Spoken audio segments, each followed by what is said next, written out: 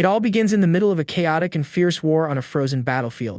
At that moment, we see a wounded man on the ground while the system warns that it was a critical strike. The sacred sword of the order struck right through him, showing that there was no hope left. With that, the enemy soldiers celebrate, relieved that they finally defeated him. The fallen man was known by everyone as the feared Dark Lord of the continent. His name was Archman, an extremely powerful necromancer feared by all. He then accepts his fate, knowing that his end is unavoidable. This was a war that lasted 10 long years across the entire continent. Even though he had strengthened his defenses, in the end, they just were not enough. The necromancer admits that this was his perfect and complete defeat. And all of this was because of a single knight named Berkel Rhineland, the leader of the knights. However, the knight says that he did not do all of that alone, because countless people fought and sacrificed themselves so that his sword could reach him. The knight then asks Archman to give up everything for the peace of the continent. But the necromancer cannot stand to hear that anymore and tells his enemy to keep quiet. He says that when the plague was wiping people out, they just watched without doing anything. The necromancer continues, saying that now they preach about peace even though they act worse than wild animals. With his eyes full of anger, he says that all those knights are nothing but hypocrites. He says that all the humans pushed him to that point with their own hands, while an aura surrounds him. Seeing the power that the necromancer unleashed, the other soldiers are completely shocked. The soldiers are surprised to see the necromancer using magic even though he's wounded.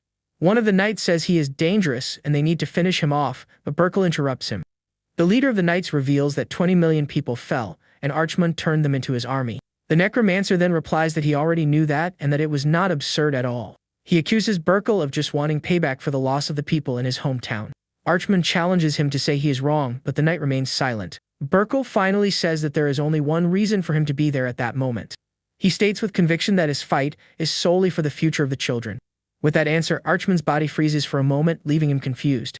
The knight explains that he needs to leave his choices and hopes for the next generation. The necromancer then sees his own corrupted form reflected in his enemy's eyes. But in that same gaze, he notices something completely different from what he expected. They were the pure eyes of a righteous knight fighting for the next generation and his descendants. The villain falls to his knees, completely defeated by those words. With that, the knight prepares to deliver the final strike and end it all. However, he surprises everyone by throwing his sacred sword away, and a soldier shouts his name. The necromancer then draws a sword with glowing purple runes. Archman asks the knight if he has any last words to say. He replies with a smile, saying that a necromancer does not go down so easily. The villain promises that one day he will return, while a dark aura surrounds the hero. However, the darkness fades, and the blonde knight falls to the ground completely defeated. With the runes glowing in his eyes, the necromancer holds his sword firmly. And with a single strike, he finally brings down the hero who defeated him. With losses on both sides, the soldiers celebrate, shouting that Archman is finally gone. Besides the shouts of celebration, he hears the sound of the final strike that sealed his fate. All the knights celebrate the long-awaited victory while darkness takes over his vision. Thus ended the long and fierce continental war that lasted 10 years. And with it came the end of the Dark Lord of the continent, the necromancer Archman. But in his final moment, his consciousness travels through a strange and unknown place. Suddenly, everything changes, and he finds himself in front of a mansion during a rainy and gloomy night. Inside, two maids are shocked to see that the young master's lips moved. The necromancer, now a baby, is confused, not understanding what in the world is happening.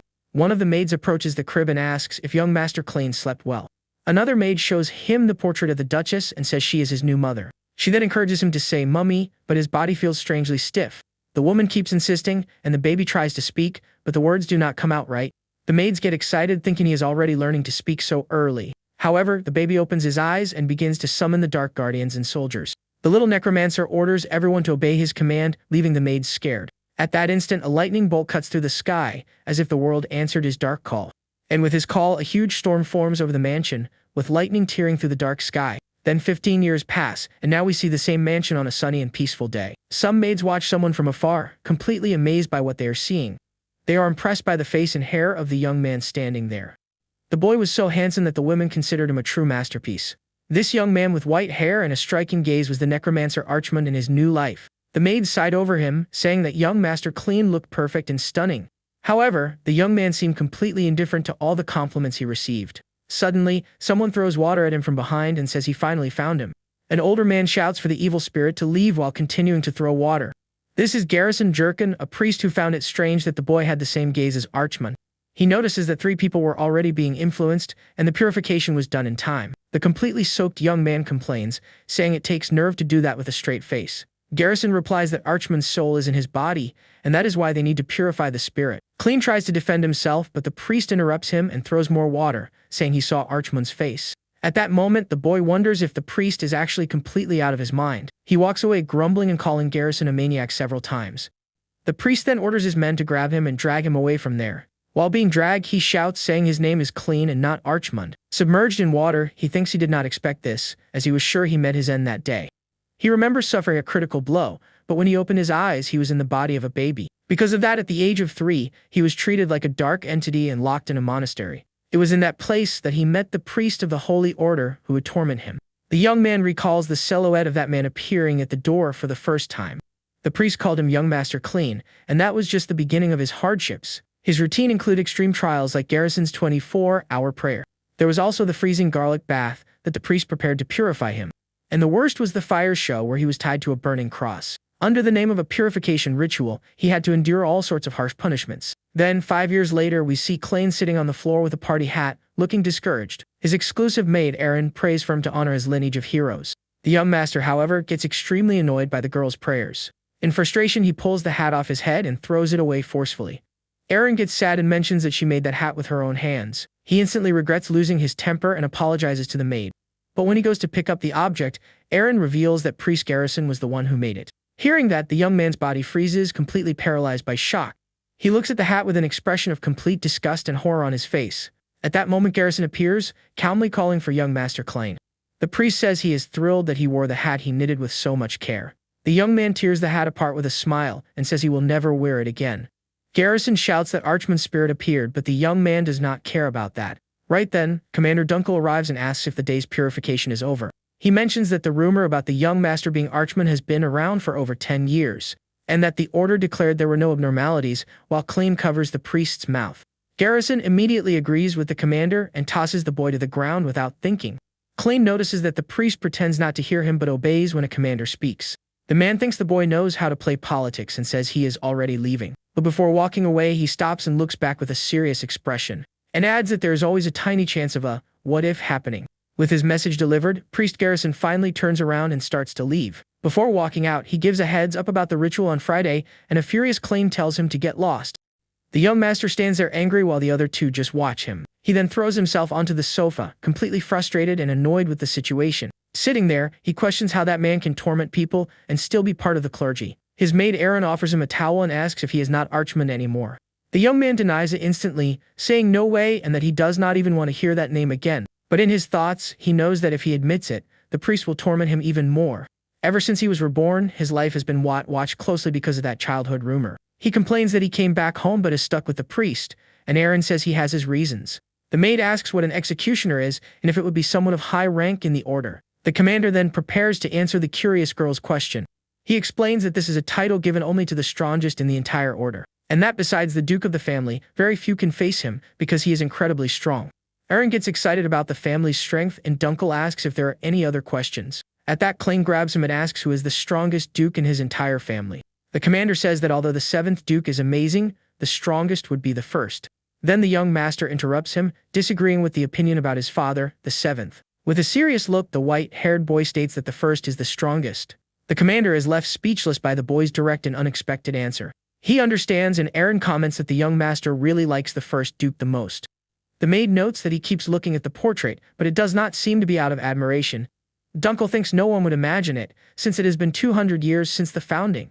The young man looks at the portrait on the wall and repeats that it has been 200 years. He still cannot believe it, but he needs to accept that he, Archman the Necromancer, was reborn. We then see the portraits of the family's dukes, from the 7th to the 2nd. And finally, the portrait of the 1st Duke, the man who defeated him, Berkel Rhineland.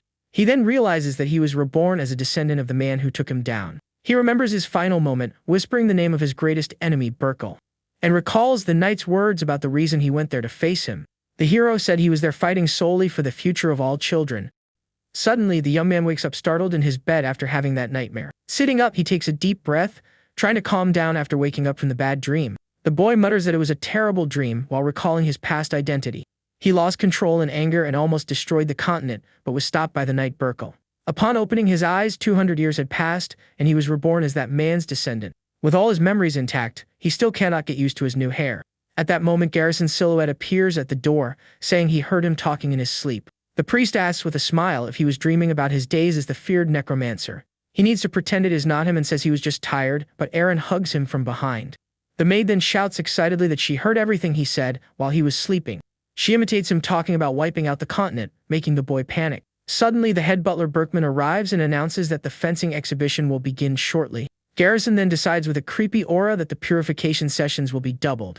The young master covers the maid's mouth, completely horrified by the idea. Outside, the boy shouts in despair, calling the crazy priest out for his decision. The butler then asks about the fencing exhibition while they walk down the hallway. He confirms it and says the Duke ordered the young master to participate in the event as well. The young man is surprised and asks if his father really wants him at the event. The butler scolds the maid for a rude request, but the young master defends her. He then gives the girl a cookie and tells the butler to look at how happy she is. But changing the subject, he asks the reason for the summons, since his father never invited him before. The butler then explains that some relatives from a branch family came to visit them. With that information, the boy understands the situation, thinking about this branch family. At that moment, he realizes that the annoying relatives have already arrived at the venue. One of them then mocks him, telling him not to call him clean but Master Archmond. These two fools are his cousins on his father's side, and they taunt him about the monastery. That group eating frantically is from the northern branch, and they are distant relatives. Further ahead, he also notices his cousins from the western side of the family. A blonde girl stood out among them looking very elegant. One of the relatives yells at him, asking if the boy is deaf, but Clean ignores him. The relative goes on to say that a loser like him does not belong in the Rhineland house. They get furious when he talks back, but the white-haired boy does not care. He says he does not even bother to remember their names and notes that the family is in decline. The way they look him up and down, even though he is the direct heir, says it all. Suddenly, the fencing exhibition begins with two men facing off. One of them gets angry at his opponent and calls him Delane while attacking him forcefully. The purple-haired one ends up getting hit in the head by his adversary during the fight. The purple-haired fighter yells at his opponent to stop hesitating and fight seriously. Delane says the fight is over, but Dalton tells him to shut up and keeps attacking. The blonde boy smiles and says that if there is any hope for the family, it is for a reason. That is Delane Rhineland, Clayne's half-brother and a true genius of the family. Thanks to the boy's talent, the house maintains its reputation as a clan of master swordsmen. The purple-haired adversary shouts that this time will be different and charges again. At that, Clayne's eyes glow purple as he watches the fight with his reincarnated vision. The fighter then advances quickly with his wooden sword towards Delane. But the young genius dodges the strike with impressive ease and without effort. With a yellow aura around him, he moves swiftly, leaving his opponent surprised. The necromancer's eyes glow intensely, and he realizes he can see everything. With his special vision, he can perfectly analyze Delane's footwork.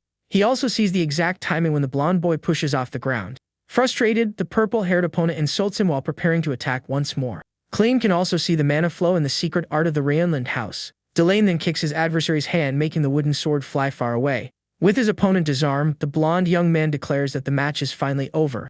He then turns around and says he warned him that he would be in trouble in that fight. The audience is impressed as they recognize the boy's meteor sword technique. Clayne rubs his eyes and realizes that it was a warning to the branch families. Suddenly, a voice calls out for Clayne in the middle of the castle's luxurious hall. It was his half-brother Delane who asks how long he had been there watching. The blonde boy says he would have tried harder if he knew his brother was watching him. Clayne finds his half-brother perfect and wonders what the relatives are doing there. He suspects they came to ask for money, but his father appears, praising Delane. That is Heinkel Rhineland, the 7th Duke and father of the two young men. Delane runs up to his father while the necromancer observes the head of the family he was born into. The Duke proudly says that his son must have worked very hard to get where he is. To the father, Delane is probably his last remaining shred of pride. The commander comments on the young man's impressive talent for his age. The boy replies that he still has a long way to go, but his father calls him by name. He then repeats the first Duke's words about the duty of a knight of the house. Heinkel tells Delane to engrave that in his heart, and the young man thanks his father. Next, the Duke turns and calls for the attention of his other son, young Clean. The white-haired boy tenses up upon seeing his father slowly approaching. With a gentle movement, the Duke's hand reaches toward the boy's head. He touches him and says he cannot feel any mana coming from his body. Clean then just apologizes, thinking that now he is nothing but dead weight to everyone. The commander tries to defend him, saying he spent his training years in a monastery. People start whispering that the second son has no mana and is different from his brother. The relatives comment that the direct heirs are useless and that they need to step up. The protagonist walks away, thinking he can handle the insults, but he remembers Burkle. He recalls the knight's words about his fight being for the future of the children. With that memory, the young man clenches his fist with a lot of anger and frustration in his eyes. He then thinks that the Rhineland house is finished and regrets risking his life. As the family withdraws, one of the relatives says goodbye to Clayne in a mocking tone. Dalton provokes him, asking how the young lord does not even know how to use a sword. He continues the insult, calling the white-haired boy a disgrace to the family. The protagonist points out that he is also from the branch family and taunts him about girls. Dalton is shocked and Klain asks if he thought money would stop the rumors. Annoyed, the relative asks where he heard that and charges at the young master. With a simple move, the hare takes him down to the ground with incredible ease. Fallen on the floor, Dalton insults him, but Klain says he has just taken out the anger of his defeat. The relative then offends him, saying he does not even know who his real mother is. With a dark look, the protagonist turns around and asks what he just said. Seeing his terrifying expression, the relative is completely terrified and frozen. The problem was not his mother but the superiority complex of the branch relatives. His eyes glow purple, and he wonders how they could have reached this point. He thinks about how the house of the hero who took him down became something so despicable. At that moment, Commander Dunkel appears and tells Lord Dalton that enough is enough. The commander then warns that he will no longer tolerate any disrespect toward the hare. Angry, the relative mutters in frustration but cannot do anything against the guard. He then tells Klain to be grateful for having a bodyguard and calls him a coward. As he walks away, he still yells, asking what the commander is looking at. Dunkel places his hand on the hilt of his sword, ready for any trouble that arises. The protagonist stays silent for a moment, seeming to have an idea in mind. He then turns and calls the name of the commander who is there to protect him. Klain asks if he has a spare sword, and the scene shifts to a forest. Now at night, the commander hands a sword to the young master, who takes it. Dunkel asks why he needs a sword so late, but the boy does not answer. Holding two swords, he asks if Delane used the meteor sword like that. The boy says he needs to check something and dismisses the guard, who looks worried. The commander thinks it is too late because the young master's body has no mana. He believes that without mana, it is impossible to become a knight and use the technique. Even copying the blade's movement, he thinks the boy will not be able to pull it off. But Klain focuses as the image of what he saw in the fight is still very clear. In his mind, he perfectly remembers his brother's footwork and thrust. He also remembers the arc of the blade and how Delane's mana flowed. His eyes glow purple as he absorbs every single detail of the technique. Feeling a strange energy, the commander turns around completely shocked. The commander is bewildered by the strange aura that entirely surrounds him. He cannot believe what he is seeing and thinks it is impossible. Then the young master strikes a rock with a powerful blast of purple energy. His eyes shine intensely as he executes the technique with precision. Enveloped by a dark aura, he looks like a totally different person. The guard is left speechless upon seeing the destruction caused by the boy's attack.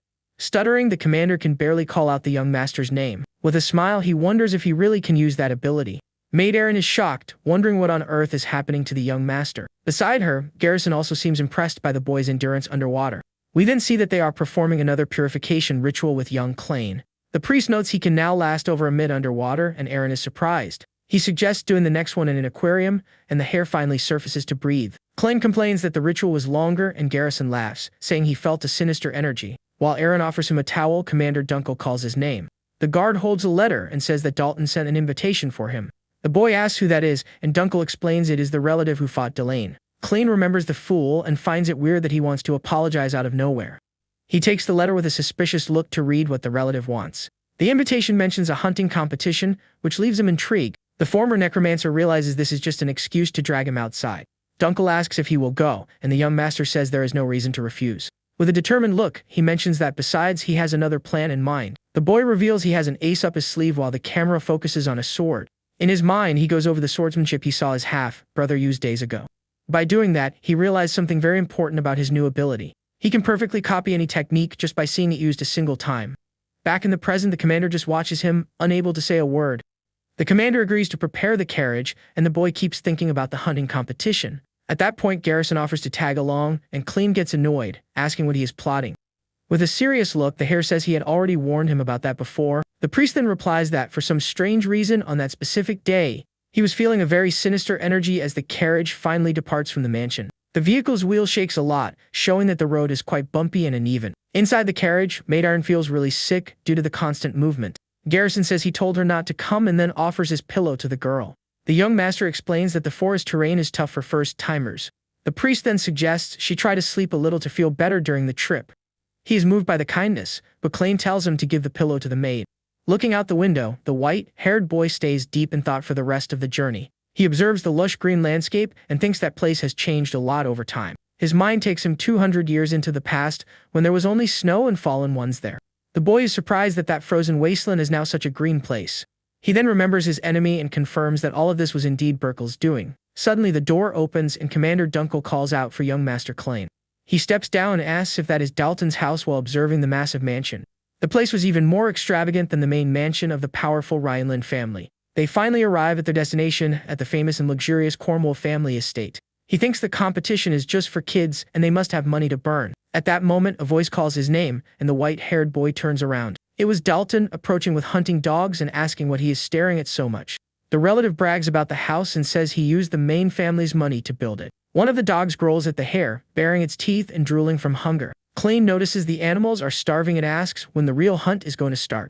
The host calls him impatient and says he already knew he would be like that. With his hand outstretched, he tells the young master to pay close attention to what will happen. Dalton then releases all the dogs and announces that the competition is starting now. He explains that he scattered pieces of meat all over the mountain to attract them. The relative says a hungry dog's sense of smell is 100,000 times stronger than a human's. With his bow ready, he aims while the dogs run after the bait. One of the dogs approaches a piece of meat without noticing the incoming danger. Suddenly, the host shoots arrows at the animals, who start running and whining in pain. Dalton laughs maniacally and celebrates, saying that was a successful hunt. Aaron approaches calling for the young master, and the relative turns to her. He recognizes her as Clean's maid and places his hand on the girl's head. With a malicious smile, the host calls out to her and says he is going to give her a new job. The relative then grabs Aaron's arm tightly, leaving the girl frightened. But suddenly someone grabs his wrist and tells him to take his hand off her immediately. With his eyes glowing purple, the hare threatens to break the relative's wrist right in front of him. Dalton then pulls away with a grunt of anger and surprise at the boy's attitude. Furious, he charges at the white-haired young man, insulting him for being so arrogant. But Clean dodges the strike with impressive ease, without even breaking a sweat. With a manic smile, the relative challenges the hare to follow him as he gets on a horse.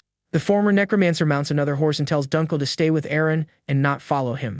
Before leaving, the boy hands a scroll to the commander and says he will go along. The guard recognizes the item as a magic signal scroll that works without mana. Clean explains that if the priest suddenly disappears, it could mean major trouble. He then instructs the commander to tear the paper in case Garrison vanishes out of nowhere. With the message delivered, the young master gallops away while Dunkel shouts his name. In the distance, Priest Garrison simply watches the scene in silence, looking thoughtful. The scene shifts to a dark and cloudy sky, indicating that night has finally fallen. The hare rides through the dark forest, thinking his cousin cannot be far away. Suddenly, he stops and Dalton greets him, saying he finally managed to catch up. The relative is sitting on the ground surrounded by the taken-down dogs and asks why he took so long. The young master dismounts and demands to know what in the world his cousin is trying to do. With a confused look, the white-haired boy tries to make sense of the bizarre scene in front of him. We then see the bodies of the hunting dogs scattered across the forest grass. Dalton then says that this is just the grand finale of the day's competition. Dalton, with his sword in hand, reveals that his final target is Clean himself. The relative confirms that he is going to finish him off and take his head to Delane as a trophy. With disdain, the hare says the Reincarnated family is a joke without power or justification. Dalton then reveals a group of hidden men and says he will not even have a chance to fight. The men step out of the shadows ready to strike, and one of them laughs, saying the dukedom is theirs. Other archers also appear ready to fire at any given moment. The white-haired boy does not seem the least bit surprised by that whole situation. With an evil smile, the relative says that tomorrow everyone will be talking about the fallen family of the north. He goes on to say they will mock how the young master met his end surrounded by dogs. At that moment, the former necromancer remembers Burkel's words about the future of the children. A small laugh escapes the young master's lips, leaving his cousin confused. Suddenly, he bursts into hysterical laughter, covering his face with his hand. Dalton is shocked and asks if the situation finally made him lose his mind completely. The boy stops laughing and says that, in fact, his cousin is just a fearless brat. A dark aura surrounds him as he calls Dalton an arrogant punk who crossed the line. Seeing the hare's transformation, his cousin's eyes fill with absolute terror.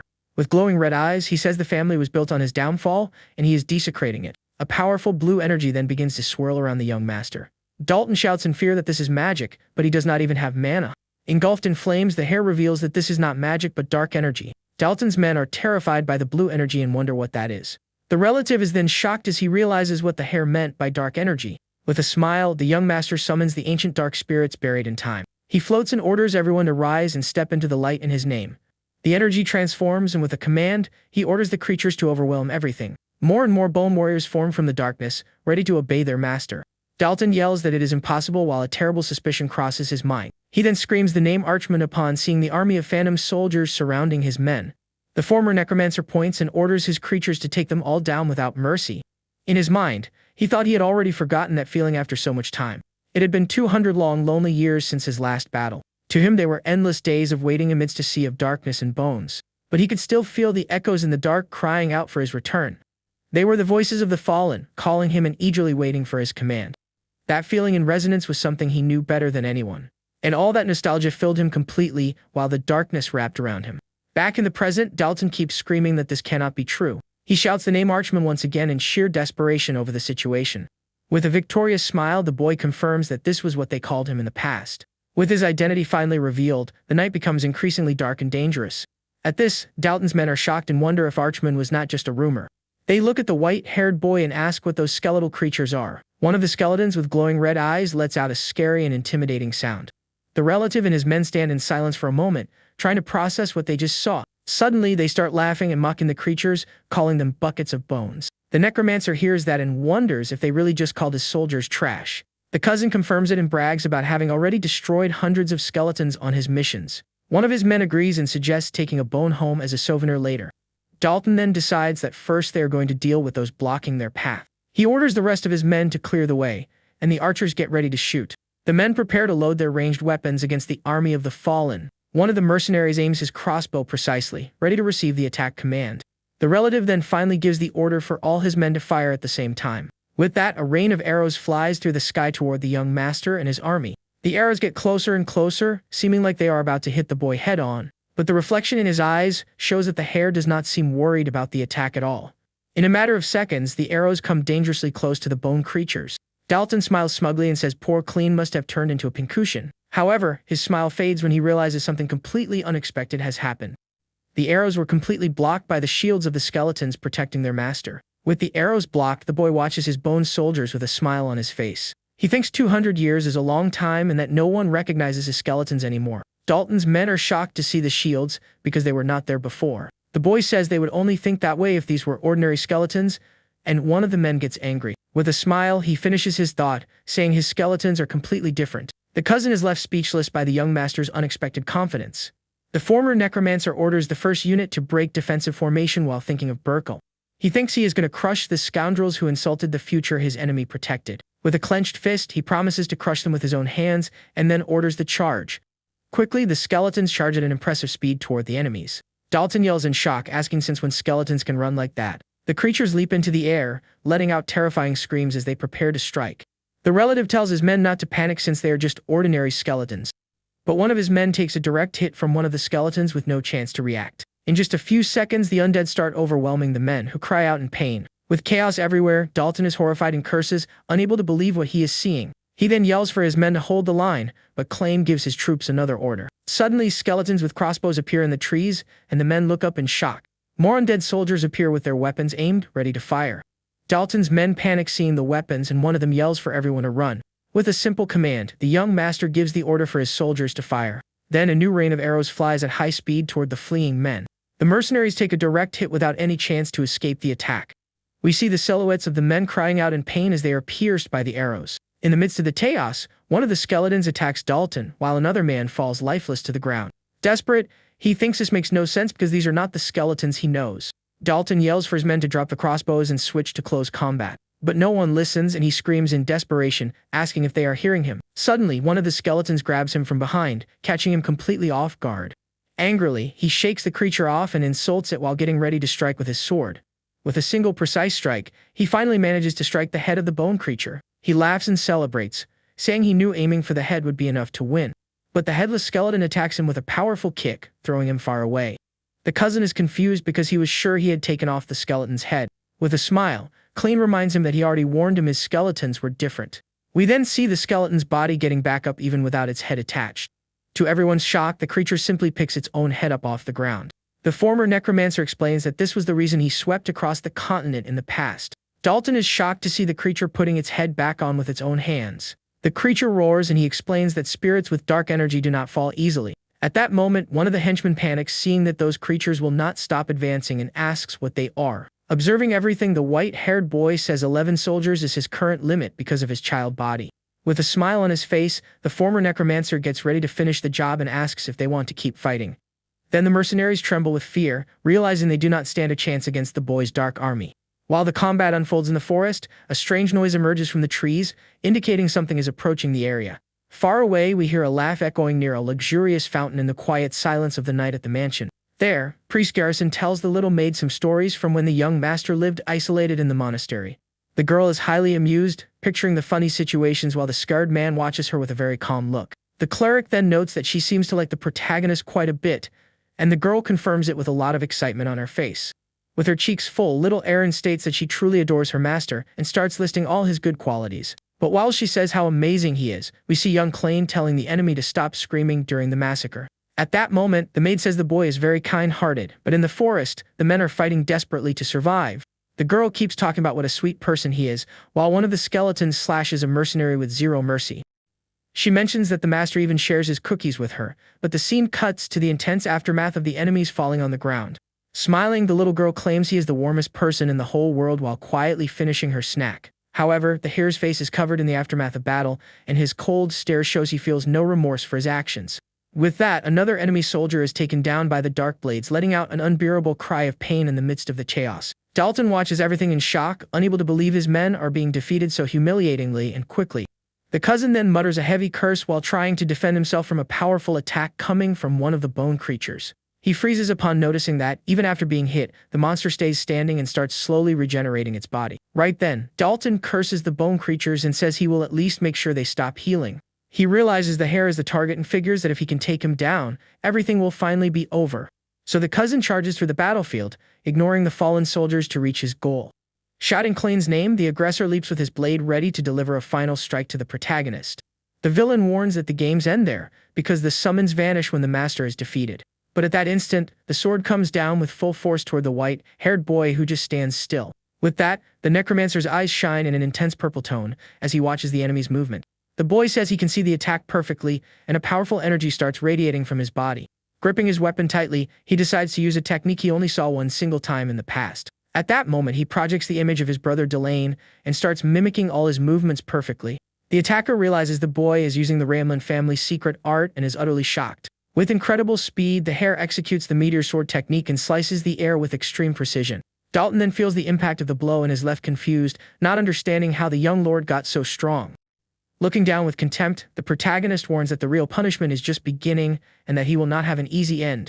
Under the dark sky, the sound of someone gasping for air echoes through the forest as the fight reaches its final destination.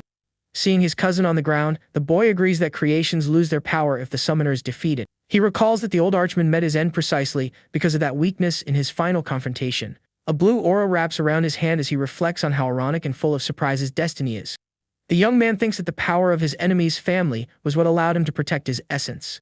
Finally, the former necromancer admits that the blood of his greatest rival has made him even stronger in this new life. With that, the hare says he can no longer ignore these evil deeds now that he has been reborn as a member of this family. The relative lying on the ground cannot understand anything and asks what the boy means by those strange words. Then Dalton widens his eyes as he feels his life slipping away, trying to process what he just heard from the boy. At that moment, the man finally loses consciousness, and his eyes become completely dull, marking the end. Then the body hits the ground hard, while the protagonist tells the former hero Burkle to wait for what is to come. With a determined look, the necromancer states that he will rebuild this ruined house alone, and with his own hands. But suddenly, the villain opens his eyes in a dark place and wonders where on earth he ended up after the fight. Realizing the danger, he notices he is surrounded by pitch-black darkness and feels a strange weight restricting his limbs. In that instant, we see heavy iron chains binding the man so he cannot escape. Dalton then realizes he is sitting in a bizarre punishment chair and lets out a sound of pure confusion and fear. Just then, a shadowy silhouette approaches and says the traitor has finally woken up to face the consequences. Revealing his form, the Master of Shadows explains that this is the realm of the fallen, created by him, the Great Archman. The aggressor is shocked to hear the name of the legendary dark entity and asks if that is truly the afterlife. With that, the necromancer begins to remind the man of how he used to torment innocent animals purely for fun in the past. He goes on to say that Dalton committed terrible atrocities, using the excuse that he was just hunting in the forest. At that moment, the boy says he clearly remembers the smile on his cousin's face while committing those endless cruel acts. Furious, the prisoner yells for him to shut up and demands to be released immediately, making empty threats. But shortly after, the man pauses and starts thinking harder about everything that happened in the previous battle. He clearly remembers the exact moment he was hit by Klain's blade and how that wound seemed critical. Then the villain realizes he does not have a single scratch, and the protagonist states that he has already fallen and will now face his karma. He says it does not matter if his cousin believes it or not, because what truly matters now is final justice. Right then, the young master states that the time has come for him to pay for all the sins committed during his mediocre life. The aggressor is completely terrified, understanding nothing as tears start to fall from his wide eyes. Then the former necromancer tells him to listen closely to the sound of payback, because the animals he mistreated are now hungry. With that, the creatures charge and the villain screams in despair as he feels the bite of his own karma. And at that moment he realizes this is the true abyss he built himself through his cruelty and selfishness. Crying out in agony, the cousin begs for mercy, but the protagonist shows absolutely no compassion for the traitor. At this, a tear rolls down his face as he realizes his final fate was sealed in that dark place. Back in the real world, we see the fallen aggressor completely defeated on the ground of the forest after the battle is over. The white-haired boy observes the outcome of the fight with a cold expression while the wind blows around him. With a thoughtful look, the protagonist puts his weapon away and gets ready to leave before anyone shows up at the location. Right then, he sees his skeletal soldiers disappearing into the darkness as he fulfills his promise to the fallen.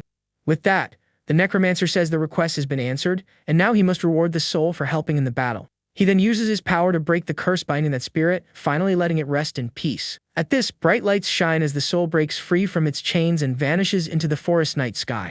Alone in the silence, the hare reflects on his new existence while looking at the traces of destruction. He stands in silence for a few seconds, trying to understand what changed in his heart after waiting for so long. The young master thinks that the end is merely the moment when bones break and scatter in the wind, leaving no trace. But he wonders what the real purpose of returning to life could be after 200 years of total darkness. At that instant, a familiar voice emerges from the shadows and says he is surprised to see the boy using forbidden arts there. The mysterious voice startles him, and the boy demands to know who the intruder is and if he saw everything. The hooded figure says he does not need to know and would not understand anyway. With that, the mysterious man starts using magic with a green aura radiating from his hand. The figure adds that even if he told him, the hare would not be able to understand what is going on. Just then, the green energy hits one of the fallen men on the ground, and his eyes start to glow. Up close, we see the man's eyes glowing intensely, indicating he was brought back. With a gesture, the hooded man begins raising all the bodies of the defeated mercenaries. The protagonist then recognizes the technique and realizes these are resurrection arts meant to control the fallen. With this discovery, he figures out that the mysterious figure standing before him is also a necromancer. The mysterious necromancer says Dalton failed, but that he is going to use the bodies for his plans. With an evil laugh, the man's voice echoes across the mountain during the dark and cold night. Meanwhile, back at the mansion, Maid Aaron invites Dunkel to listen to funny stories about the young master. However, the commander seems very worried and says he will listen to it all later. He stares at the magic signal scroll and wonders why his master used an emergency item. The guard figures it has been 3 hours, and he has a terrible feeling about the situation. Worried, he decides to go after the hare but is stopped by other guards along the way. The guards tell him it would be an issue if he left his post, since the competition is still happening. The commander glares at the men with a suspicious look, trying to figure out what is going on. Right then, he recognizes the crest of the Cornwall family and suspects they are cousin Dalton's guards. He sees through the setup and says he will not stand down if they try to stop him again, leaving a clear warning. The 2 guards swallow hard, completely intimidated by the direct threat from the commander staring right at them. Dunkel then turns to little Aaron and tells her that the young lord is taking too long, so he is going after him. Then the knight asks the maid to head back safely to the mansion accompanied by Priest Garrison. But one of the guards points out that the cleric had already slipped away looking very serious, leaving everyone confused. At that moment, the commander remembers the warning about the sinister aura and realizes the priest must have gone after the hare. With that, he quickly mounts his horse extremely tense, knowing the situation has gotten completely out of hand. He bites the magic scroll tightly and deduces that this sudden disappearance is definitely no coincidence. The warrior rides as fast as he can, certain that something terrible is happening to the boy in the forest. Meanwhile, we see the protagonist standing alone, facing the new army of the fallen led by the mysterious sorcerer. The white-haired boy assesses the situation, knowing that all his dark energy was spent in the previous battle. He realizes he cannot use his summoning powers at that exact moment because of exhaustion. The hooded enemy laughs, saying the boy's fragile body will not hold up and orders his monsters to charge. With that command, the horde of terrifying creatures starts running furiously toward the young lord. But the former necromancer just clenches his fist tightly, finding it amusing how arrogant the villain is to try and finish him like that. With a mocking smile and his eyes glowing purple, he warns the arrogant sorcerer that he is completely screwed. Suddenly, the sacred mark of a glowing emblem appears on the back of the hare's hand, lighting up all the darkness. The corpses keep charging mindlessly, drooling and growling, ready to tear the boy to pieces. At that instant, the hooded enemy widens his eyes in pure shock, unable to understand what was about to happen. A gigantic pillar of golden light tears through the sky and hits the forest floor with devastating, heavenly force. And from that light emerges a colossal golden warrior who crushes the monsters with a powerful punch, protecting the young master. With his eyes shining gold, the protector asks the divine light to grant peace and purify that entire dark area. At that, a massive burst of heavenly energy descends from the sky, defeating all the monsters threatening the hare's life. The hooded enemy groans in pain as he takes a direct hit from the overwhelming brightness of that immensely strong holy magic. From the sheer impact of the attack, the dark villain ends up being violently thrown far away. The aggressor tries to balance himself, sweating cold, and wonders what kind of man is capable of using such devastating divine power. Watching everything, the white-haired boy thinks that the warrior with the greatest martial strength in the world has finally appeared. An imposing silhouette emerges from the dust and tells the young master to be completely at ease from that moment on. Then the priest reveals his face with a serious look and states with great confidence that he is now there to protect him.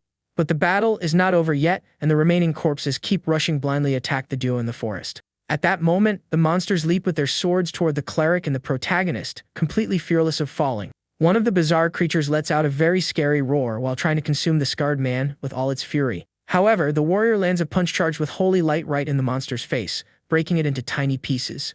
With that, the guardian launches a powerful divine attack that crushes and defeats the rest of the enemies, ordering everyone to hear him. The young man recalls that there are only 3 human weapons, chosen to execute the absolute will of the great Pope of the Order. And as the most powerful combat force, they are the only ones who can wield the sacred artifacts left behind by the saint. These legendary items are well known by everyone as holy armaments blessed with absurd magical power. The boy remembers that each of these warriors of light has enough power to effortlessly destroy an entire wall. The evil sorcerer is completely paralyzed with fear upon seeing all that light and asks again for the name of that monster. Smiling, the combatant reveals he is the church's supreme executioner and says the shadow villain's end has finally arrived. And with that epic entrance, the protector officially joins the fight, fully ready to handle the enemy threat. With his eyes shining brightly, the priest warns the sinners to seek forgiveness and start praying. He then charges forward swiftly, crushing the bone creatures, promising to give them a baptism of pure fire. At this, the monsters let out groans of agony while the cleric states he is going to wash away all their sins. With immense force, the holy warrior stumps on the shattered ground, scattering rocks and dirt everywhere. That simple movement creates a massive shockwave that kicks up dust and sweeps the battlefield instantly. The bright light hits the corpses head-on, taking out several at once while he claims that this is what mercy looks like. Holding his glowing book, the churchman finishes his sentence, warning that this was the final judgment. Watching the massacre, the villain sweats cold, thinking it is insane for a high-ranking member of the order to be there. The sorcerer is absolutely shocked by the absurd level of power the hero uses to wipe out his army. Utterly desperate, the dark mage turns his back and starts running, muttering that he was badly tricked. As he flees through the forest, he curses the situation, finding it unfair to have to face such an overpowered force. During his wild sprint, his mask ends up falling to the ground, revealing the clear panic on his face. But suddenly, the cleric appears like a ghost right behind him, asking where he thought he was going. In that moment, the warrior grabs the enemy's head very forcefully, making the villain cry out in intense pain. The scared man calmly warns that the prayer is not over yet and tells the sinner to be very grateful for it. Crying in agony, the sorcerer feels the impact while the priest says the final verdict has been delivered to him. With those harsh words, the knight calls upon the holy light to wrap up the judgment once and for all. Then the young master calmly walks down from a small hill after watching that entire divine spectacle. Walking through the ruined scenery, the boy notices a creepy remnant left behind by the monsters on the ground. With a very serious expression, the white-haired protagonist stops and hears the guardian call his name. The cleric takes just one step forward and advances rapidly, while the young master watches everything very closely. At that, the immense wind pressure caused by his rush annihilates dozens of bodies instantly. The former necromancer becomes completely tense, sweating cold upon witnessing that sheer display of brute force. Right then, a giant hand covered in red marks appears out of nowhere, getting dangerously close to the hair. The holy warrior grabs the boy's shoulder, saying he rushed over as soon as he felt the dark aura. With a bizarre smile on his face, the priest mentions that the whole situation felt very strange to him. He keeps talking in a threatening tone, stating that the energy he felt did not seem to belong to the defeated mage. The executioner's gaze becomes extremely intimidating, indicating he suspects the young man's true intentions. With this, the protagonist swallows hard, realizing that this fanatic man was about to discover his secret. The boy concludes that if he makes just one wrong move, the crazy cleric will finish him off right there. But suddenly, a familiar voice echoes through the forest calling for the Lord and breaking that tense atmosphere. It was Commander Dunkel arriving on horseback, desperately asking if the young master was hurt. The white-haired boy turns his face, relieved to see his loyal knight quickly approaching the area. However, the hare feels the weight of exhaustion and realizes that his fragile body could not handle the power of necromancy. The commander goes into full panic upon seeing his master's face completely covered in the aftermath and injuries. Then the soldier jumps off the moving horse and runs desperately toward the hare, who ends up falling to his knees. Dunkel holds him tightly, asking what happened, while the boy tells him to stop shouting because his legs gave out. The knight tries to figure out the mess and asks where Lord Dalton, who is supposed to join him on the hunt, is. With a cold expression, the former necromancer simply confesses that he ended up taking down his own cousin in the forest. And to justify his extreme action, the young lord claims that the traitor tried to finish him first without any mercy. Hearing that, the commander is shocked and slams his hand down hard, asking what the young man was talking about. The scene shifts to a tribunal where an older man yells furiously, asking if his son tried to assassinate the heir. The count says his beloved son was a knight and accuses everyone of setting them up to tarnish his family's honor. At that moment, a blonde nobleman stands up calmly and suggests they should prioritize finding the real culprit. The man shows an official document noting that even after long interrogations, the protagonist did not change his statement. Furthermore, he reveals there are records confirming the count sent about 20 mercenaries on the day of the tragic incident. Cornered, the leader of the Branch family sweats cold and thinks angrily that his foolish men left obvious trails behind. But the desperate nobleman tries to argue, saying the white-haired lord has never even touched a sword in his life. The other aristocrats start whispering, agreeing that it would be totally impossible for a boy with no mana to defeat a genius. With that, the count realizes the failure of the attack is already undeniable and fears ruin if the full truth is discovered. So the calculating old man decides to twist the story's narrative and publicly questions who the heir really was. The man accuses the boy of being the target of sinister rumors since childhood and of spreading lies about being a reborn dark entity. He yells that they cannot believe a lunatic, but the nobleman cuts him off, demanding more respect for the main family. Out of his mind, the count accuses the youth of hiring assassins until a powerful voice echoes through the hall telling him to be quiet. The aristocrat turns completely pale and looks back startled, trying to figure out who that incredibly arrogant voice belonged to. To everyone's surprise, the former necromancer walks down the hall's stairs, saying he was listening to all that nonsense. The protagonist coldly glares at the nobles and states that the cousin attacked him first, and it was all just simple self-defense. Then the boy explains that a mysterious enemy turned everyone into the undead, and the cleric had to step into the fight. The count panics, pointing his finger and accusing the boy of lying, while the young man merely smiles mockingly. With a dark look, the heir asks if the rumor of him being a dark entity is real, leaving the old man speechless and terrified. With glowing eyes, he swears to rebuild the family with his own hands, without letting anyone get in his way. At that, the young master hears knocks on the door and turns around, while planning how to handle all the annoying relatives. Then the gates open, revealing a female figure with long blonde hair who apologizes for being late. This was the famous knight commander, arriving in the grand hall with a highly imposing presence. Confused, the heir wonders about the reason for the girl's visit, recalling having seen her before at the fencing event. One of the nobles finds the commander's involvement strange, but the boy's father notes that he permitted her entry. The duke defends the young woman, calmly explaining that the deceased had already completed missions for the knights. Because of that, the leader argues that the woman has every right to participate in that important meeting. With a very sharp gaze, the warrior scans the entire room, paying close attention to every detail of the environment. In that moment, their eyes meet briefly as the blonde walks forward and asks to have just a word. Surprising everyone, the warrior requests a private chat with the protagonist, leaving the boy totally confused. The head of the family understands the situation and ends up granting permission, only asking that the conversation be quick. The Grand Duke then allows the young man to go with the lady, and he agrees, a bit hesitant about the new situation. Frustrated, the heir complains internally about the girl's attitude, finding it quite annoying to have to deal with her out of nowhere. But soon he changes his mind, realizing that this sudden request could be an excellent opportunity in his favor. The boy deduces 3 options: confirmation, suspicion, or a test, and with that, simply says goodbye to his father and goes with the young woman. As he walks, the young lord decides he will no longer run from any challenge that comes his way. Once they step out, the massive doors close, and the boy swears he will use all the knights as his great allies. At that, the powerful commander finally stops walking down the corridor and taps her foot, breaking the silence of the place. With a mysterious expression, the beautiful warrior stares closely at him, waiting for the right moment to reveal everything. The commander breaks the silence and asks him to speak with a very soft voice as she steps closer. In that moment, she fixes a penetrating look on the boy, maintaining an incredibly serious and mysterious expression. She is Leia Renfall-Wavern, the eldest daughter of one of the 3 great families and a true master with the spear. The warrior's flawless track record of skills shows she has already faced the worst imaginable creatures. With that, we see a pack of terrifying orcs roaring fiercely, ready to cause massive destruction. But the commander's eyes glow with intense blue energy as she quickly charges forward for the attack. Without hesitation, the blonde delivers a powerful strike and annihilates the beasts, using her sacred spear masterfully. All of this happened during a major monster subjugation operation in the western region of the continent. In that dangerous rescue mission, the incredible warrior defeated high-level beasts completely on her own. In the middle of the battlefield, her majestic silhouette stands out after saving countless civilians from certain disaster. And the fact that she did all that by herself made her a true legend among all the knights. Back in the present, the girl looks over her shoulder and asks if the young lord is not going to join her. He says he is already coming, and the blonde tells him not to fake intimacy, since they are not even from the same family. The protagonist remembers his father saying the girl would be his distant cousin because of a marriage. However, Leia is the daughter of the first wife, which means the two do not share a single drop of blood. The warrior then reveals she called him out of pure personal curiosity, leaving the former necromancer very confused.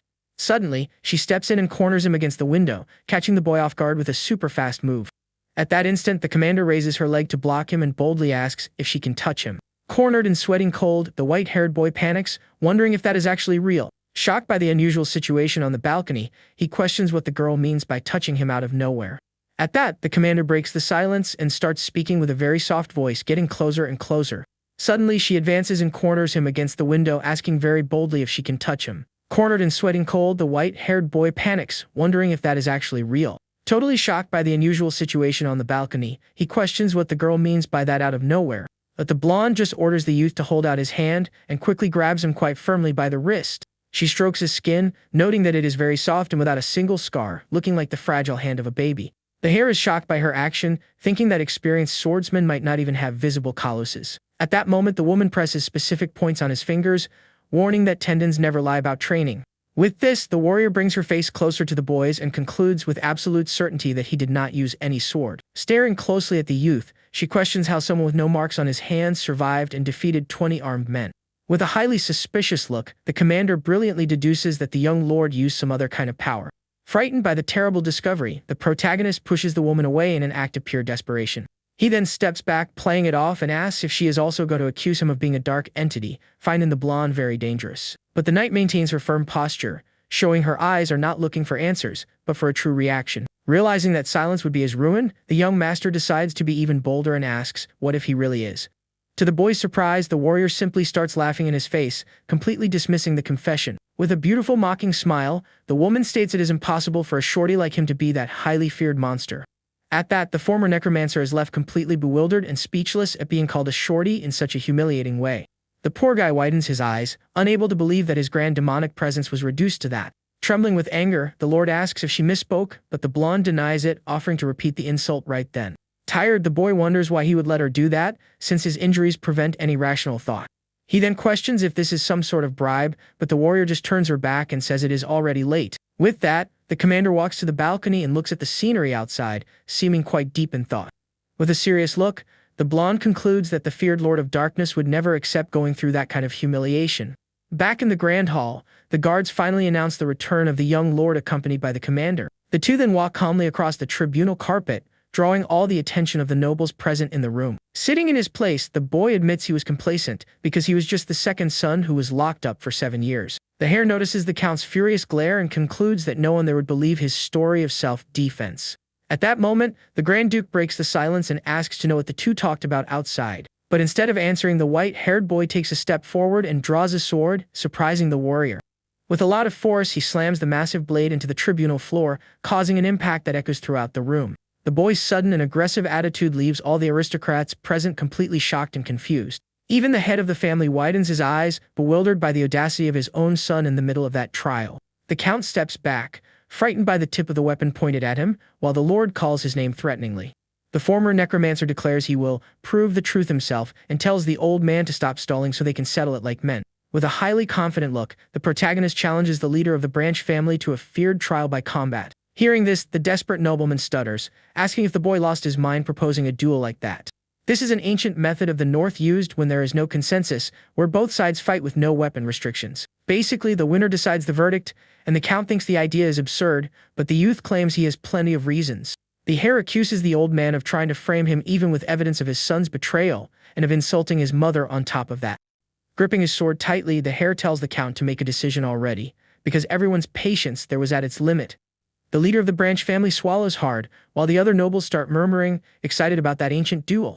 Then the Grand Duke decides to intervene, stating he will guarantee the combat and void all evidence collected up to that moment. The aristocrat is confused at first, but soon realizes that without the evidence against him, the situation ends up working in his favor. With a relieved smile, the count sees a great opportunity and reminds everyone that the young master has no mana. The malicious old man provokes him, saying he is going to send one of his best knights and threatens to end the brat's life in the duel. But the former necromancer just gives a mocking smile, telling the old man to shut up because the count will be the one leaving there defeated. Furious at the insult, the noble accepts the challenge on the spot, determining that the great mortal combat will take place in just 4 days.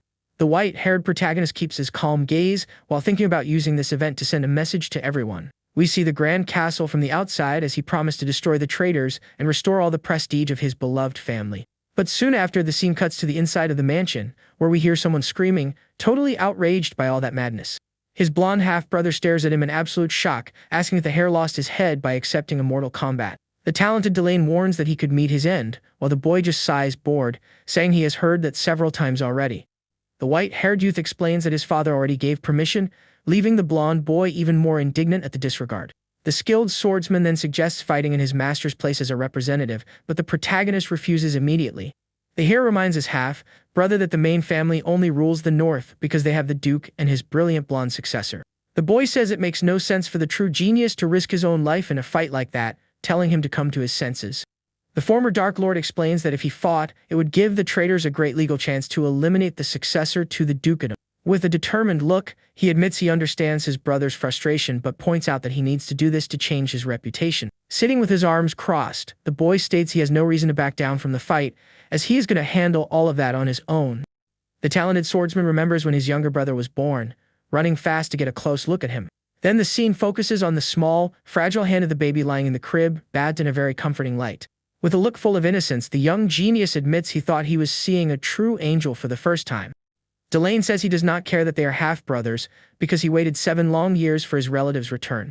At that moment, the blonde youth grabs the collar of the hare's shirt quite forcefully, with visible indignation on his face. But the Lord just watches in silence, noticing a tear rolling down the warrior's face as he asks him to listen. The former necromancer is completely surprised, wondering internally what the real reason for that unexpected crying is. Then one of the family's guards opens the large door of the tribunal and interrupts the conversation, calling for the white-haired boy. The soldier apologizes for the intrusion, informing him that Count Cornwell had already chosen his own official representative. The blonde brother quickly approaches, asking who the opponent is, and the guard reveals the name of a certain Randall. With a very tense expression, the informant explains that the man is an excommunicated knight, quite famous for his past battles. Then the scene cuts to the wooden doors of an old, mysterious tavern slowly opening in the middle of nowhere. The soldier reveals the reason for the knight's expulsion, while we see the stuffed head of a large lion hanging on the wall. According to the guard, the mercenary had a totally uncontrollable urge to eliminate people, while a red beverage fills a cup. Next, we see a chaotic and disturbing scene with fallen men, while a giant sits in the middle of that destruction. This colossal warrior tips the small wooden barrel into his mouth, drinking all the liquid in a very animalistic way. With a completely dirty face, the giant smiles, saying it has been a long time since he heard the cries of despair from a young boy. But back at the tribunal, the young lord just maintains a calm and confident look, showing he has absolutely no fear of that challenge. At the beginning of the day of the duel, a man hands a sword to our protagonist. He explains that he forged the weapon exactly as the young man asked and warns him to be careful. Then the blacksmith warns that the sword will break the moment it clashes with a blade infused with mana. The white-haired young man simply replies that this is good and tells them to hurry to the arena.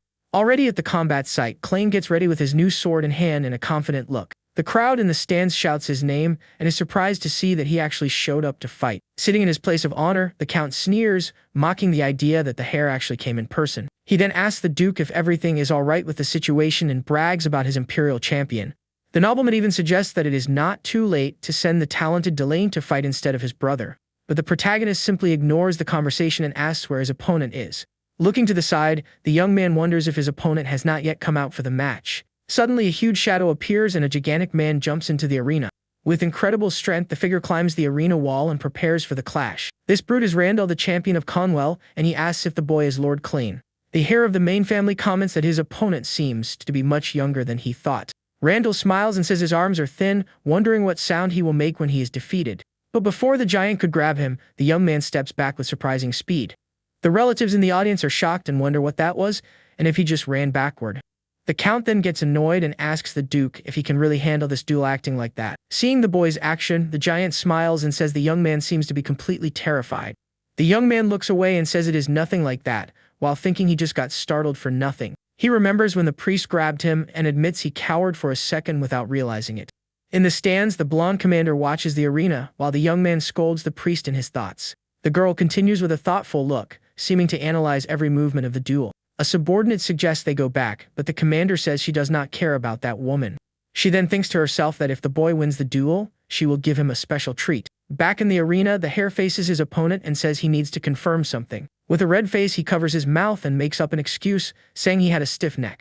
He warns him not to touch his shoulder, but the giant grabs him with his huge hand before he finishes. With a furious look, the protagonist calls him a weirdo and asks if his ears are made of muscle.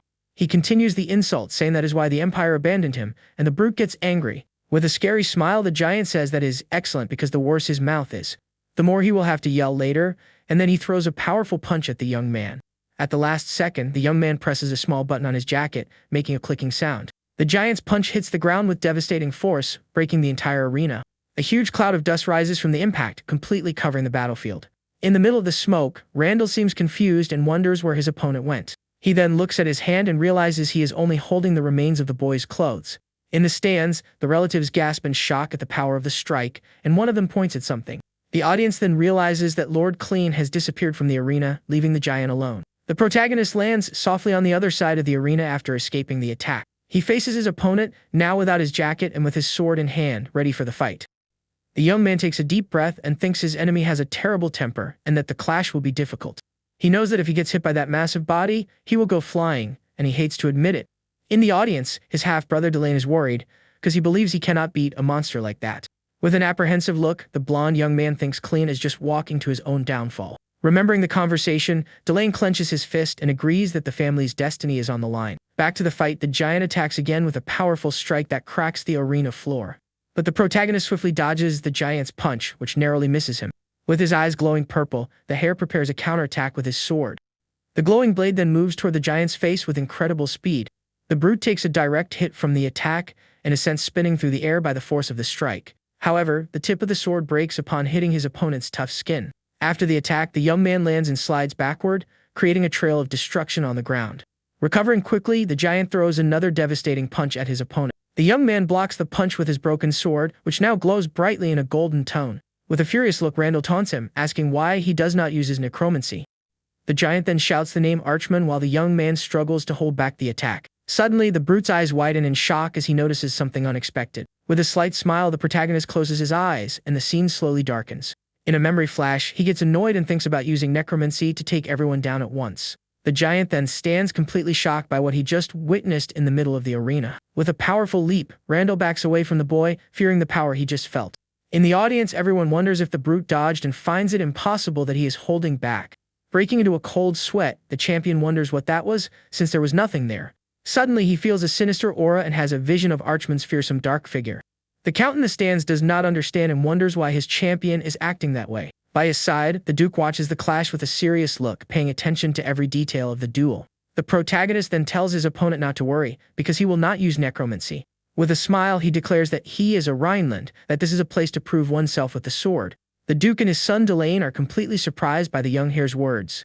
Moved by his attitude, Delane calls his half-brother's name with a look of admiration.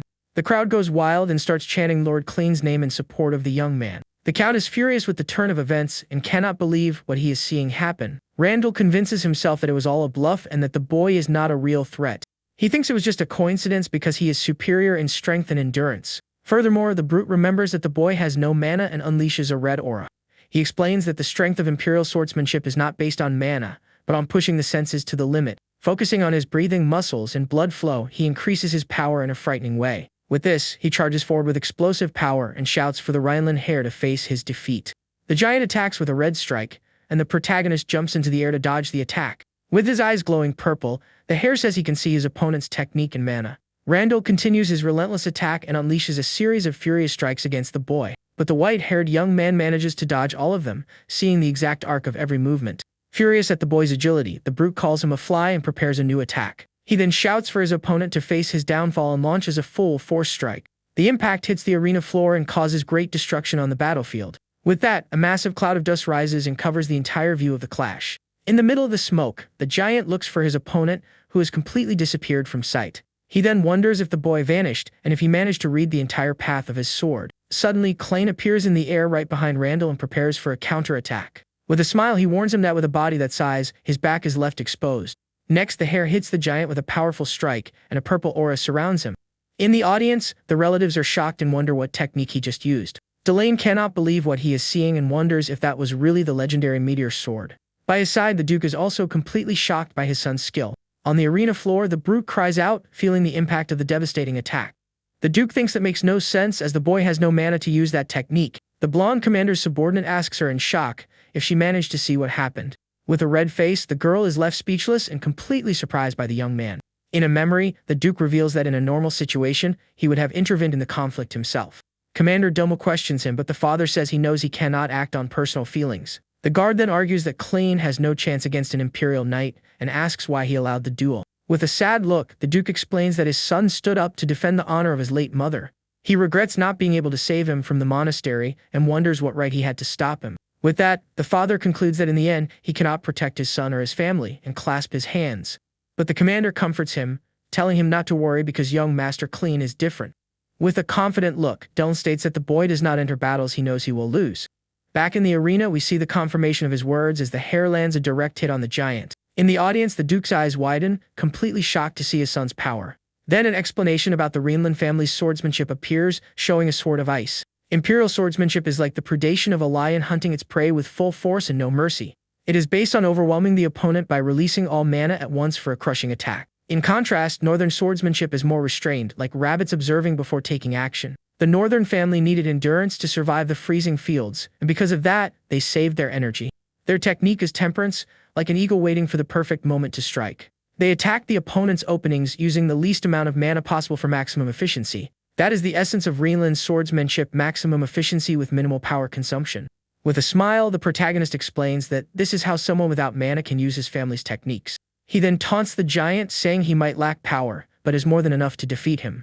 Furious at the taunt, the giant bares his teeth and calls him a little mouse. He then unleashes a blast of red energy that consumes everything around him. With his muscles tensed, the brute shouts, releasing even more power. In the audience, the relatives are completely shocked by the display of strength. But the Count smiles because he recognizes that as Randall's secret technique. It is a mana burst that seals the opponent's movements and a lion spirit appears. Randall yells at him not to make him laugh and gets ready for the final strike. The champion then jumps into the air with his flaming sword, shouting that he will be the winner. Seeing the danger, Delane yells desperately for his half-brother to be careful. The brute then descends with his sword in a devastating strike toward the young man. The swords clash in a flash of sparks, and the hare blocks the attack with his blade. He remembers the blacksmith warning him that the sword would break when clashing with mana. And just as planned, the protagonist's blade shatters into several pieces. With a victorious smile, the giant celebrates, saying it serves Klein right. He continues the strike, but the boy's broken sword now glows in a dark purple tone. With a sinister smile and glowing eyes, the hare says it is now complete. He then reveals that this was the weapon to hunt the lion, and a feather falls slowly. The imposing lion watches the falling feather, seeming confused by the unexpected situation. Suddenly, the shadow of a giant eagle covers the lion, which is now fallen and defenseless. Back in the arena, the protagonist holds the hilt of his broken sword, which emanates a dark aura. The dark energy shapes itself like a blade, and the hare strikes the giant with a precise blow.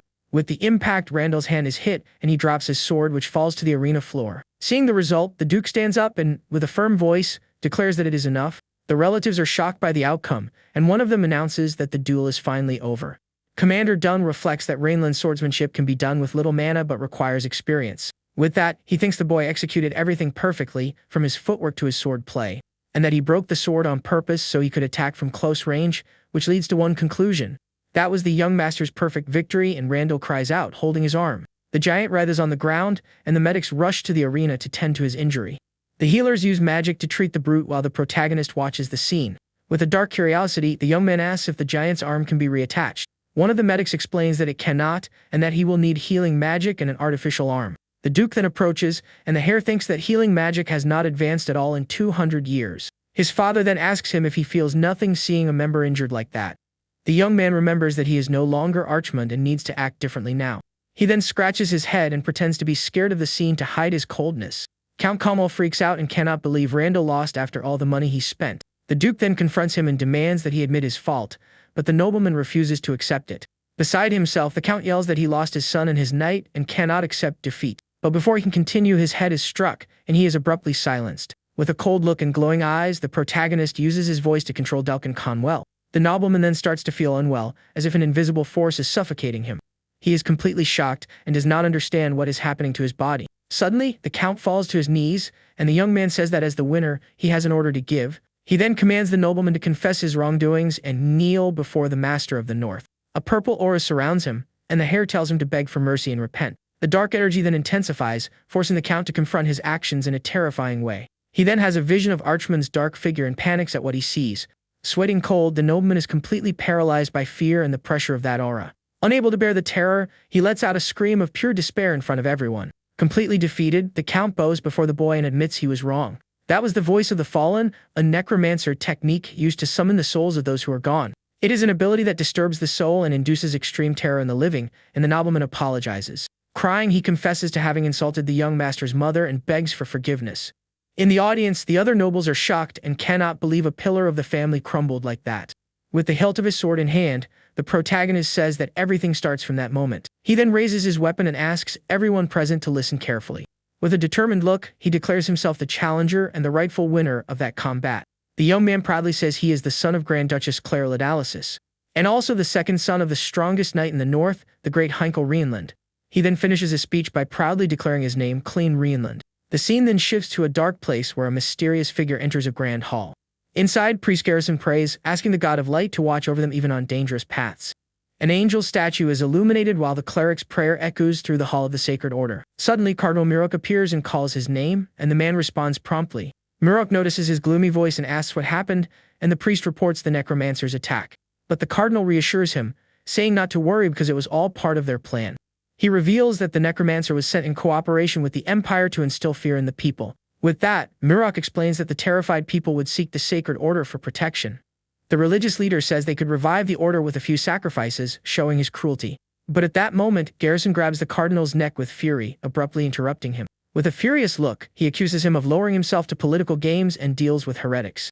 The cardinal then panics and asks what he is doing while struggling to breathe.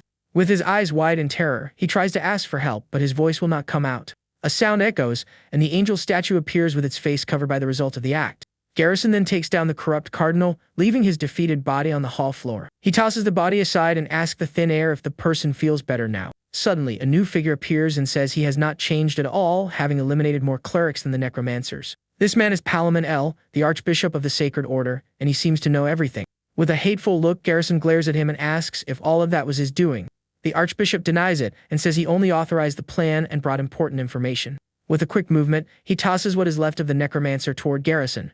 The priest manages to catch the remains at the last second before they hit him directly. Palamon then reveals that when necromancy is used, it inevitably leaves a trail.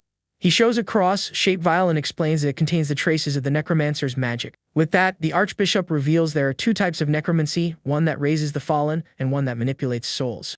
The priest is shocked to hear about the original form of necromancy, and Palamon confirms it. He then concludes that this means there were two necromancers at the scene of the attack on the boy. In a flash to the arena, Delane hugs his half-brother, and Palamon tells him to listen closely. The Archbishop reveals his surveillance target is the second son of the Rhineland family. He then takes a dramatic pause and prepares to reveal the young man's true identity. Back in the arena, the protagonist is surrounded by his allies and his half-brother Delane. With a shocking revelation, Palamon declares that Claim Rhineland is actually a necromancer. The scene then shifts to a rainy night in a dark and mysterious forest. A man uses a pickaxe to break crystals in a deep, dark cave. He works hard mining the crystals under the light of a single lantern at the site. Suddenly, he stops and wipes the sweat from his forehead, looking tired from the heavy labor. At that moment, he turns around and is completely terrified by what he sees behind him.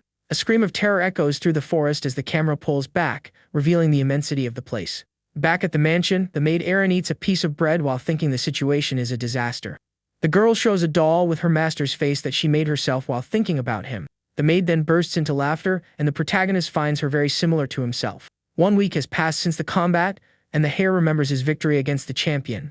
He also recalls how he extracted the Count's confession and announced his existence to everyone. The young man thought he would finally be recognized but realized a major problem. His 15-year-old body did not have the stamina to keep up with his ambitions, and he needed to train. The maid calls him stingy for playing alone, and the boy says he is reading. But the girl insists it is just a novel, so he is basically just playing and having fun. He admits the cover looks like a standard novel, but the inside is quite different. The book is full of secret notes on anatomy and necromancy spell formations.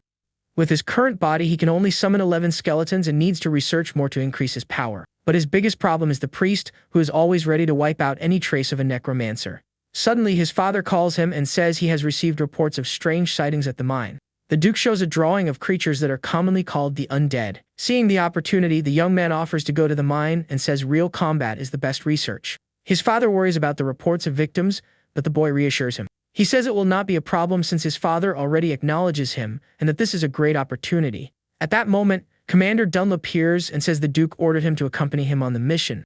At night during the journey, the young man thinks he should have known the guard would come along. The commander then offers him a meat skewer, and the young man appreciates the gesture. With a smile, the commander tells the young master he should do some work too.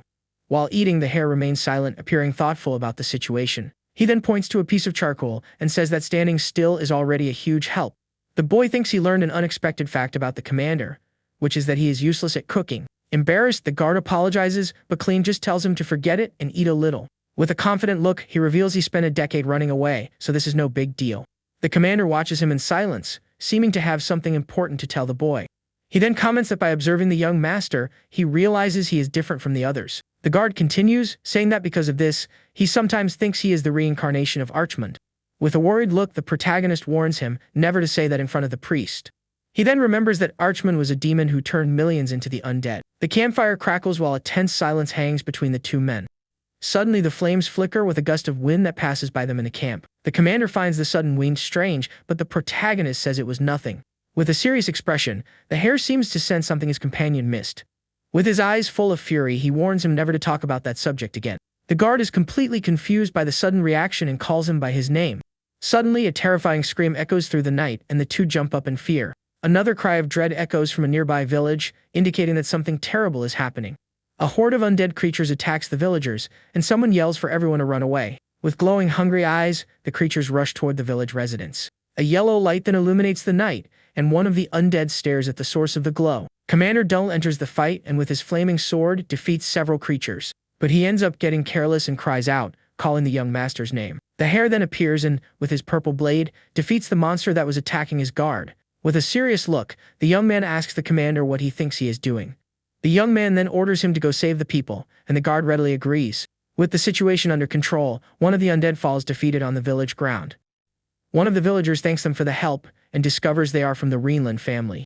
The guard then wonders since when those creatures started appearing there. The protagonist recognizes the reanimation magic as the same one that attacked him in the forest. A villager reveals that it all started 2 months ago after the count's family restricted the mine. He then says all the undead are actually village residents, and the boy is shocked. Suddenly, the man grabs the hare and asks angrily if he really is a Rhineland.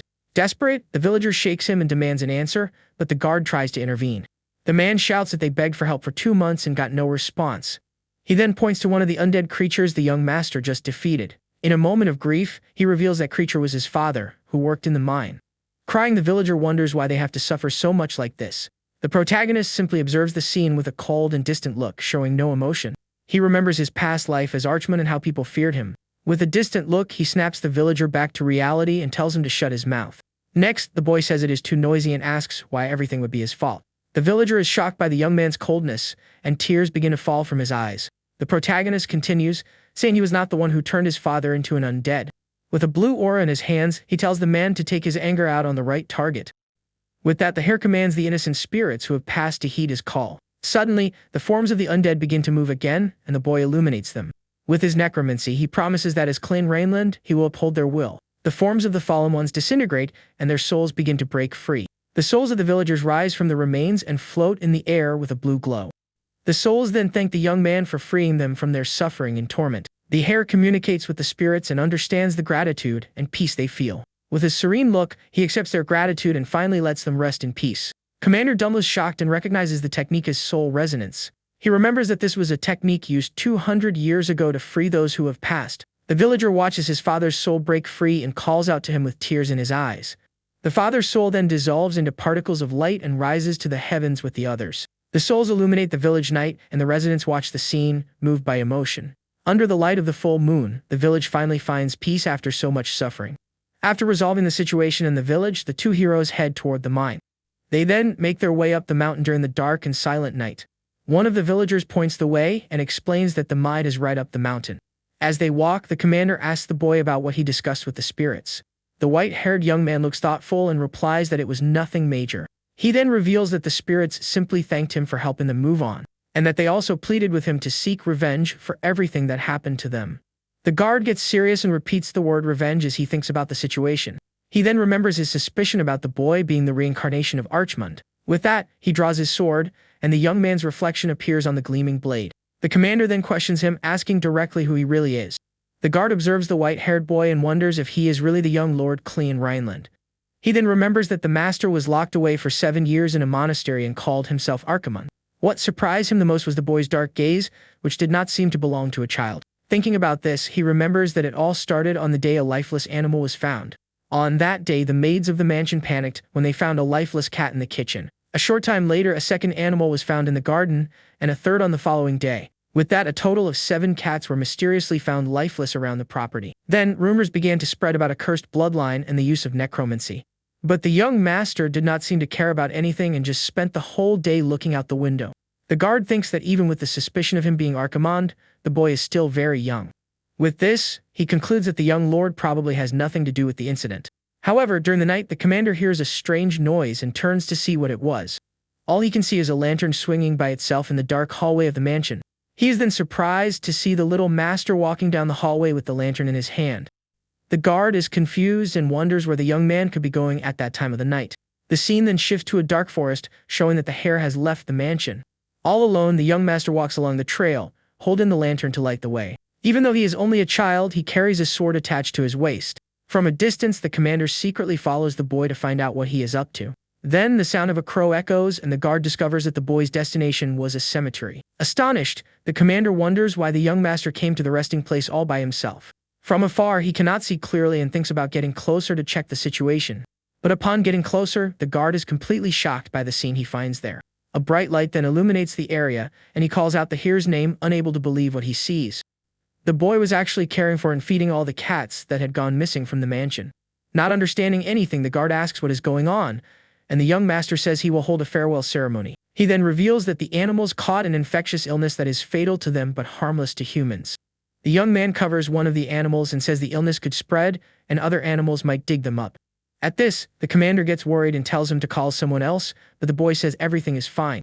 With a serious look, the young master states that someone had to do it anyway.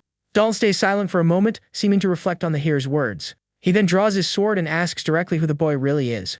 The main character turns around and asks if the commander remembers the first saying of Berkel Rhineland. After thinking for a bit, the guard replies that actions define a being, not their roots. The hare explains that this is why a peasant became a captain, and he himself, the son of a foreigner, is still around. He says that Dunnel was the one who spent the most time with him, and that the decision of his fate is up to him. The young man says that if the guard believes he is Archimonde, he can end things right there. Dunnel replies that he has not made up his mind yet and is not convinced by that situation. He states that he serves the second young master Rhineland and not a dark entity of the continent. The former necromancer is surprised by the guard's response, seeming not to expect that. The boy thanks the guard for the compliment, and then the scene cuts to the dark entrance of the mine. To light up the dark path, the commander lights a torch and they enter the cave. Right at the entrance, they find a giant skull and several bones scattered on the floor. The two heroes walk through the inside of the mine, which was filled with ancient remains everywhere.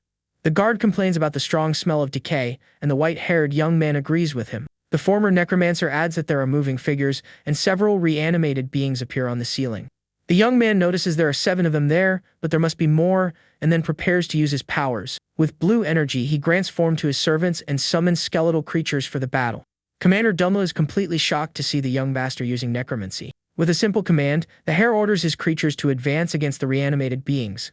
With their eyes glowing in a golden hue, the skeletal creatures let out a frightening roar. The reanimated beings notice the presence of the creatures and prepare for the upcoming clash. The skeletal creatures charge fiercely and begin to defeat the reanimated foes without holding back. The guard thinks it makes no sense for skeletons like those to exist, and the hare remembers Dalton. The former necromancer's creatures continue the onslaught and take down the reanimated foes easily. Dunnel calls the young master closer to him, and more reanimated foes appear or attack. One of the reanimated foes gets closer and lets out a grunt while the commander faces it with the torch. The guard estimates from the sound that there must be about 40 enemies and that they are outnumbered. The hare then uses another spell and says he will free the figures from their bonds. He says to free their trapped souls from agony and then have them obey his command. The guard asks what that is, and the young man explains that he is turning the reanimated foes into allies. He says this is a basic tactic when necromancers fight each other while an army is formed. The guard then comments that with that army, they finally have a fighting chance. On the other side of the mine, the remaining reanimated foes notice the new threat and let out a grunt. The hare orders the front line to advance and tells Delm that they also need to run. With the command, the new skeleton army runs at high speed toward the enemies. The reanimated foes are caught off guard, and one of them cries out when attacked by a skeleton. The skeletal creatures begin the onslaught and easily defeat the reanimated foes. The former necromancer then orders the backline to support the attack and keep moving forward. Following the order, one of the creatures strikes a reanimated foe down the middle with its sharp blade. The battle continues and the reanimated foes stand no chance against the hare's army. The guard watches in shock and thinks that skeletons are low level, but those move differently. He realizes that they fight in formation and move like a true, well-trained army. After the battle, they continue moving forward through the mine and find a passage ahead. All the reanimated foes have been defeated, and the two heroes are left alone in the middle of the destruction. Dong cannot believe they took down a force 4 times their size, and the young man says it is just them now. The hare reminds the guard that he said he would believe in him and asks him to believe until the very end. They continue the journey, and the commander comments that they have already gone quite deep into the dark mine. He asks how much further they still need to go when a red drop splashes on his face. The guard touches the mark and realizes he is bleeding, but does not understand what happened. Suddenly, the guard notices a human voice and calls out, asking if anyone is nearby. He then promises to save them and asks for a response while seeing an injured person. A weak voice begs to be set free, and they find several people trapped on stakes. The commander is horrified, and the young man says those are the villagers used for reanimation magic. At that moment, a female voice praises his knowledge, and mysterious figure slowly approaches. A hooded woman appears and explains that this magic requires many high-quality subjects. She says this is basic knowledge among necromancers, and the boy seems to recognize her. The mysterious figure comments that she never imagined finding him in a place like that. Then she takes off her hood, revealing her red hair, and says it has been a long time. The necromancer calls him Lord Archimond, the dark entity of the continent, leaving the young man shocked. The scene then changes to a hand holding a cookie with the word cookie highlighted. We see the duel arena, and someone congratulates the young master on his great victory in the fight. The hare walks with Dunnel and the maid Aaron, who eats cookies, as happy as can be. With a serious look, the former necromancer thinks that after changing clothes, he has other plans. Hiding, the blonde commander watches the group and thinks there was someone else there with them. The girl's face turns red and she wonders why she is hiding like that. Then a text explains that the word necromancer derives from the Greek terms for body and divination. But after a certain day, they became objects of pure terror to all people. That day was the Archimond incident, where millions of reanimated beings invaded the continent. The conflict only ended when the hero Berkel Rhineland finally defeated their Grand Master. After that, fascinated by the power, people began researching necromancy, but it was only reanimation magic. In the end, today's necromancers turned into just second-rate mages who use empty vessels to fight.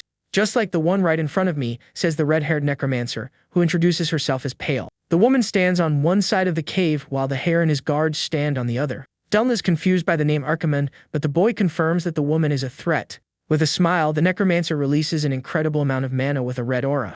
The young man notices that she imbued magic into her cloak, something very few people can do. Then Dummel draws his sword and tells her not to call the young master by the name of that scum.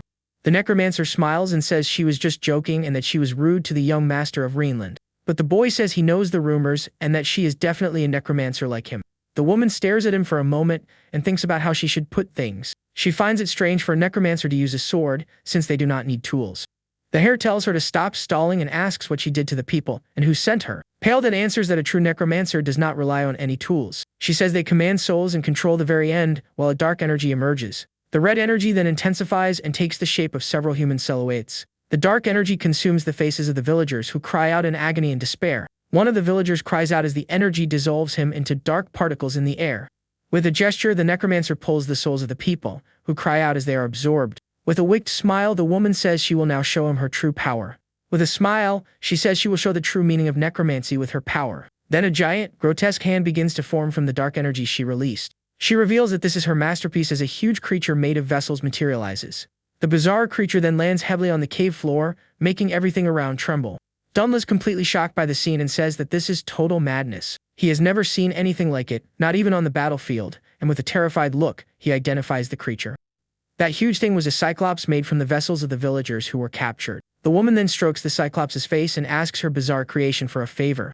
With a cold look, she orders the creature to crush the two heroes without leaving a single trace. Obeying its master's order, the cyclops stumps heavily on the ground, ready for the attack. The creature charges at an impressive speed toward the two young men in the cave. Dummel is amazed by the monster's speed and cannot believe what he is seeing. The creature lets out a frightening roar, and the commander shouts, warning the young master about the danger.